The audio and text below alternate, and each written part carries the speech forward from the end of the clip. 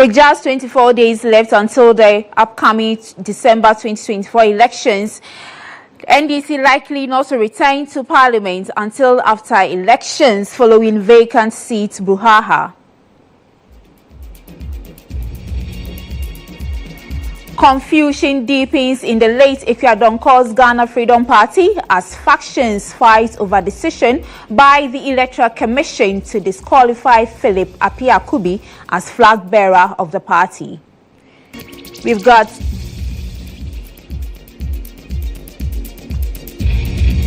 welcome, this is GHOne News.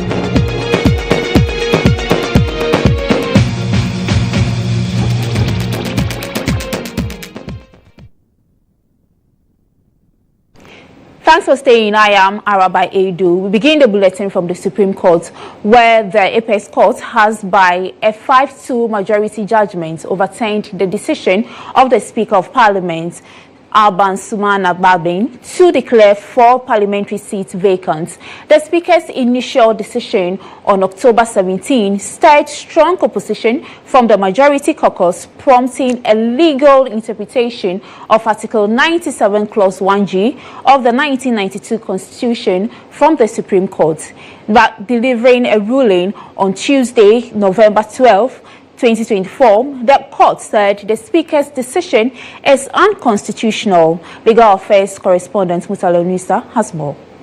Decision of 5-2, Lovelace Johnson JSC and Amadou Tanko JSC dissenting on the issue of jurisdiction.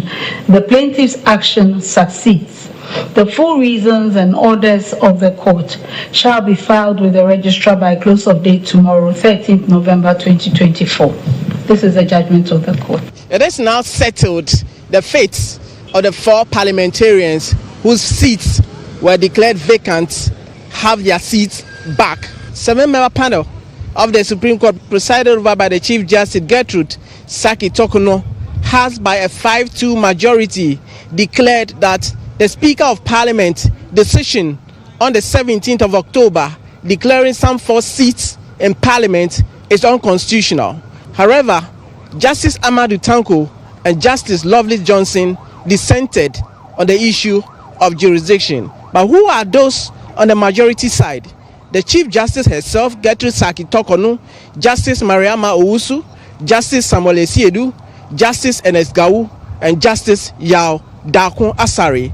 They form the majority that decided on this case. But the Attorney General has a response for those who are saying that the court has been predictable in relation to matters of this nature. This hypocrisy and double standards must cease. The Supreme Court is the final arbiter on all matters in the country, including an interpretation of the Constitution. Indeed, it is the only court solely seeks registration to pronounce on the meaning of relevant provisions of the Constitution. And the Constitution means what the Supreme Court says it means, and nothing more. Alexander Afenyomarkin, the majority leader and the plaintiff in the matter, also says that the Speaker to humble himself and conduct activities of the House using the law. Expect our colleagues on the other side, including Mr. Speaker, to respect the outcome of this case so that we move on as a nation. All we have is the peace of the country. All we have is our democracy. And in West Africa and in Africa as a whole, Ghana shines in the eyes of the people in terms of democracy. But what has been the reaction of lawyer for Alexander Afenyomarkin, Joe Gatti? The 4 MPs have been reinstated. They must come to Parliament. And as far as I'm concerned, if the status quo ante is brought back, then this whole dispute that people call him caucus leader, whatever, it should stop from today. It is now concluded the Speaker of Parliament will have no other choice than to recall Parliament, because the Supreme Court has decided, and the decision is that those seats declared vacant by the Speaker is unconstitutional, and the Parliament should still remain as it were. From the Supreme Court, Mutala Inusa. Now, with just 24 days to the general elections, the minority side in Parliament, namely the NDC, may not return to Parliament until after the elections. This follows the majority caucus move to trigger a recall of Parliament in the wake of the Supreme Court's recent ruling overturning Speaker Alban Babin's declaration of 4 seats as vacant. Now, we all know that on Tuesday, that is yesterday, the Supreme Court ruled against the Speaker Babin's decision, siding with a challenge from Majority Leader Alexander Afenyo-Markin. Now, the NDC Member of Parliament for Zebila, Cletus Avoka, believes the Supreme Court should have rather looked at the substance and mischief in the case. The day you file with the Electoral Commission for the 2024 election on a different party ticket, other than the ticket, the party ticket that you came to Parliament, you have crossed carpet. Forget about crossing carpet or what do you call it, being this and that. They are all semantics. The most important thing is that you have left one party for another party. Whether that constitutes crossing carpet or that you have just signified your intention to change the rest of them, the value is the same. So, but you think that the Supreme Court didn't look at the substance of the matter? The Supreme Court has never averted its mind, unfortunately, to the substance of the matter. If they have decided, if they had looked at it critically, and the Supreme Court is the conscience of the country. The Supreme Court is the conscience of the nation. In other words, the Supreme Court should not bog themselves with barren legal technicalities. They should rather look at the substance. They should look at the mischief. They should look at the substance. They should look at what the framework of the Constitution wanted to avoid or wanted to cure. Let's stay a little further on this, as a political science lecturer at the UPSC, Ni Amate, says the Supreme Court's ruling is not surprising and that the Speaker must comply with the ruling. Speaking with GHOne News, Ni Amate cautioned people to stop interfering with the decision of the Supreme Court. Each of the 3 arms of government has its own role to play in this democracy of ours. And the judiciary is the arm of government that has the power to do interpretations, at least from the layman's point of view. So I know they're going to give us the interpretation, and people should stop. I heard Chikata, I heard Ayariga, saying that there are certain matters where the Supreme Court must keep itself away from those matters. I don't think that is right. I don't think we have 2 constitutions in Ghana. We have the same law applying to everybody. And so what the verdict says is that the Speaker erred. And I think the Speaker must eat humble pie and then respect the verdict. I mean, in the absence of that, I think the Constitution has its own ways of dealing with people who go against the rulings of the judiciary.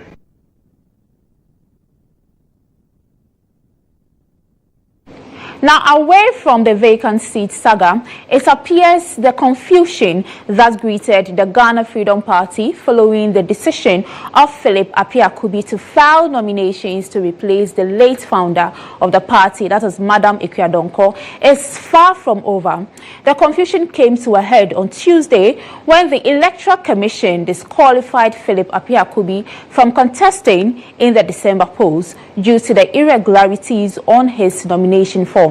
While General Secretary George Afo says the party is considering legal action against the EC, the national organizer told the media that the party will soon announce their support for another political party ahead of the December polls.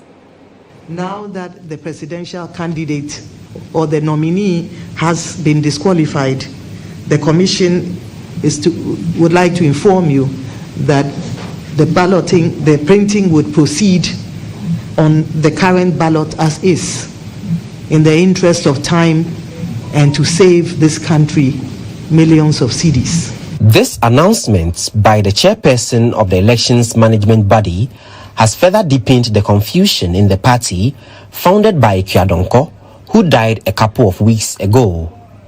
The faction, led by executives such as the chairperson, vice chairperson, organizer and a host of others, see the disqualification as welcome news. The national organizer of the GFP tells the media that leadership will soon meet to decide which party to support in the December polls. We want to honor our leader and the founder of our late Madam Ekuyadonko. That's why we don't need anybody to contest for 2024 election. So we thank the commission have done very well for my decision. We need to honor our late mother, the leader and the founder of Auntie Ekuyadonko. So the decision from the commissioner is the best. So who is leading your party? Now we will just arrange and do the congress after the burial and the final funeral rites when you get to the grave. So the 2027 is our decision now. This, however, is in sharp contrast to what the General Secretary, who spoke exclusively to GHOne News, said.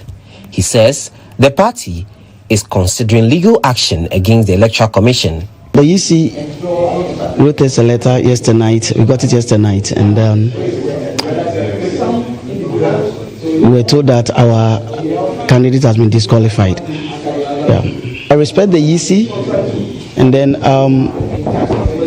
we'll go back to our lawyers so that they will see if they find anything wrong or whatever they find it. I think they will advise us what to do. So we'll take it to our lawyers, and then they will look through the documents. He claimed the party does not have a position known as national organizer and that the media should disregard what Richard Botwe said about supporting a party in the December polls. I'm the general secretary of the party, so what I said is final. We don't have national organizer, and the party is not divided. The party is strong, and the party will continue to be strong. As a general secretary, we don't have a position like national organizer. That seat is vacant. So if anyone carry himself that I'm the national organizer, it's not true. It's not true. We don't have such a position. Despite giving the GFP a 10-day window to rectify these issues, the EC chairperson, Jean Mensah, explained that some of the irregularities remained unacceptable, ultimately leading to Kubi's disqualification from the presidential race. The commission, therefore, as at yesterday, wrote to the party and to the candidate disqualifying him from contesting the 2024 presidential election. For now, it remains unknown if the party will go ahead to fight the flag bearer's disqualification in the courts or not. For GHOne News, Obed Kingaglo. So we will know the decision of the party in the coming days. Now, let's move to the camp of the NPP, where the flag bearer of the party, Dr. Mahmoud Bawumia, has once again drawn a bold line between the achievements of the New Patriotic Party and the track record of the opposition National Democratic Congress. Speaking during a community connect engagement at Akrofuom, Dr. Bawumia emphasized that despite global economic shocks such as the COVID-19 pandemic and the Russia-Ukraine war, his government has outperformed the NDC, which is the reason John Dramani Mahama is avoiding a debate with him. Waba, MPP, Yaba, notwithstanding, say yanya COVID, the global economic crisis in Araba. Every sector of the economy, we have performed better than him.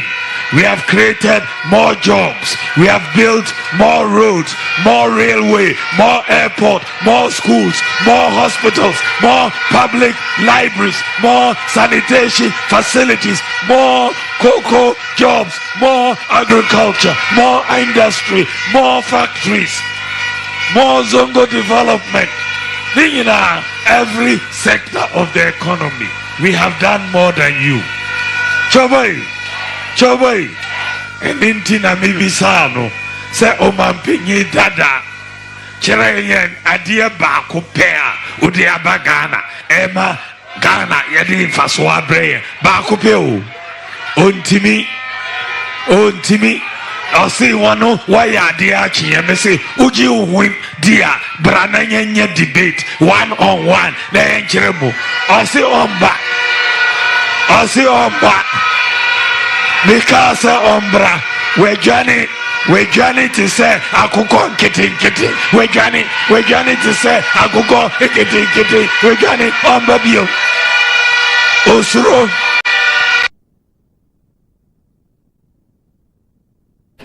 Now, in a bid to revitalize the creative arts industry, former President John Dramani Mahama has promised that the NEC government will construct a modern theatre in the Ashanti region to boost the cultural heartbeat of the country.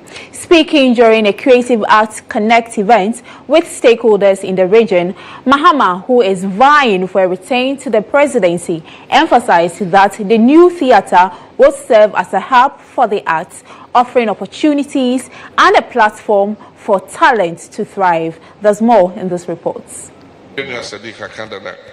National Film Theatre, since China for boy you see Rollins Abreso, everything there is not been rehabilitated. Into Kwane from any other baby I say oh yeah exhibition and I be sometimes curtains no.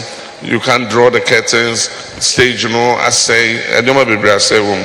And Tamrena so say, you see, who ye send a bit to me about the creative industry. Now, we share a manifesto 2020, yeah, the true Muse, you be see a second national theatre, Kumasi. Now, your 2024 manifesto, you're saying repeat you Musa Nyamiya Adoma say Yaba, you see a second national theatre in Kumasi. If you say Kumasi, you're the center of the arts and culture in this country. And you're not there,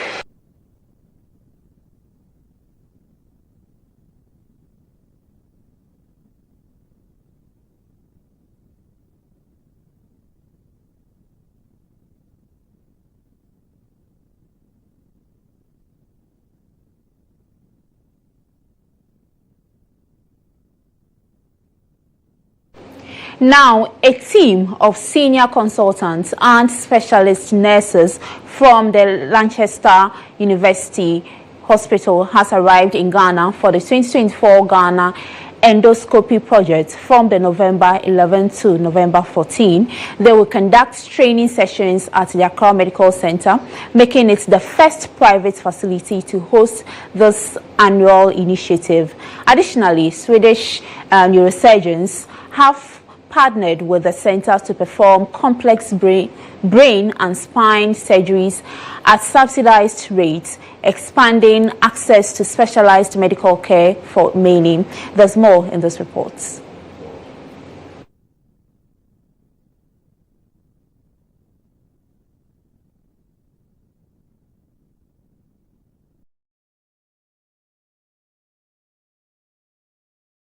University Hospitals of Leicester is set to conduct a 4-day intensive training on therapeutic endoscopy skills for the medical team at Accra Medical Center.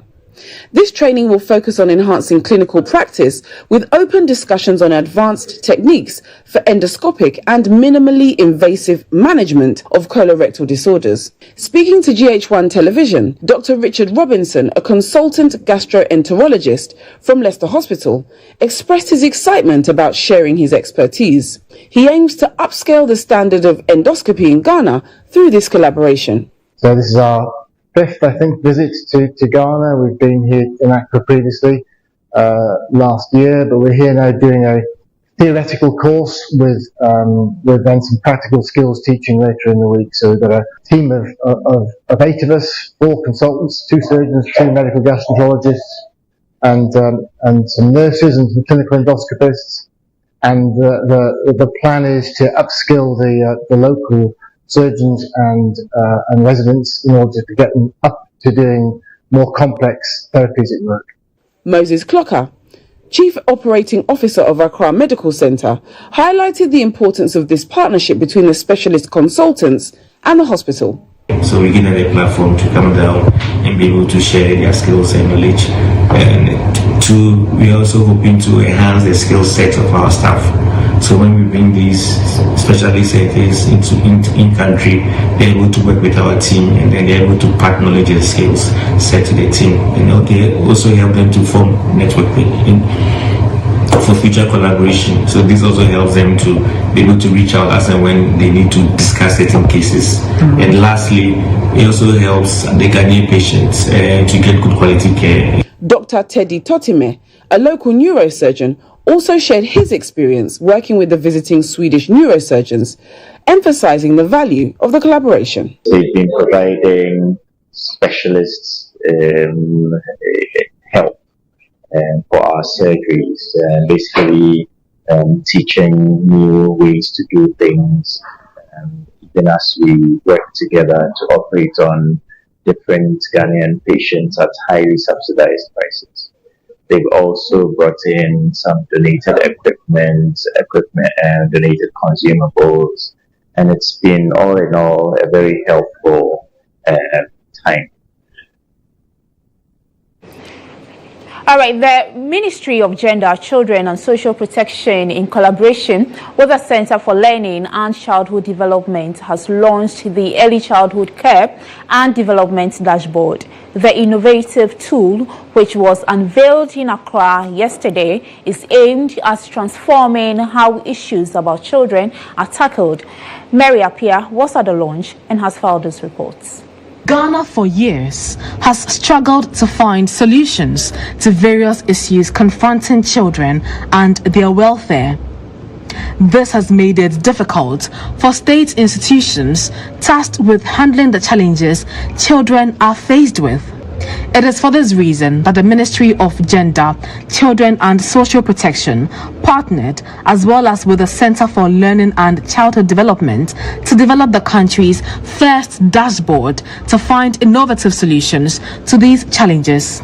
The launch of the dashboard attracted various players of the child development space. Speaking at the event, the director at the Center for Learning and Childhood Development disclosed that the dashboard will provide stakeholders with data and insights needed to make informed decisions to impact the lives of children. Dashboard, the Ghana Early Childhood Development Dashboard, it brings data across 10 different ministries and agencies together at one place, from health to education, social protection, and then disability. It brings all of them together, and then it makes a one-stop shop for seeing the data. It's a very interactive way, so you're able to kind of see things, how interventions are making an impact on children over time. You're also able to see overall how things are doing at different regions and different districts, so you can compare different districts and regions to see what is the overall well-being of children. On her part, the Chief Director at the Ministry of Gender, Children and Social Protection, Dr. Afisa Zakaria, said the dashboard is not the end of the challenges confronting children, but rather a call to action. This dashboard with its real-time data-driven capabilities will allow us to monitor our progress and ensure that our efforts are aligned with policy objectives. Today's launch is not an endpoint, but a call to action.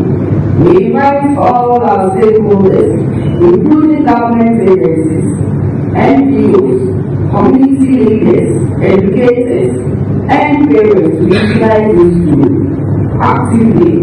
Support this continual development and join us in the critical work of building a brighter future.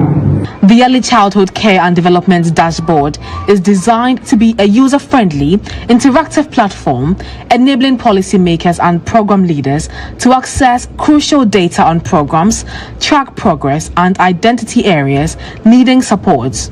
Developed with input from organizations like the World Health Organization, UNICEF, and the University College of London, it aligns with the Global Initiative Children in All Policies 2030. The dashboard is expected to enhance decision-making and advocacy, equipping Ghana with a robust tool to implement the early childhood care and development policy effectively.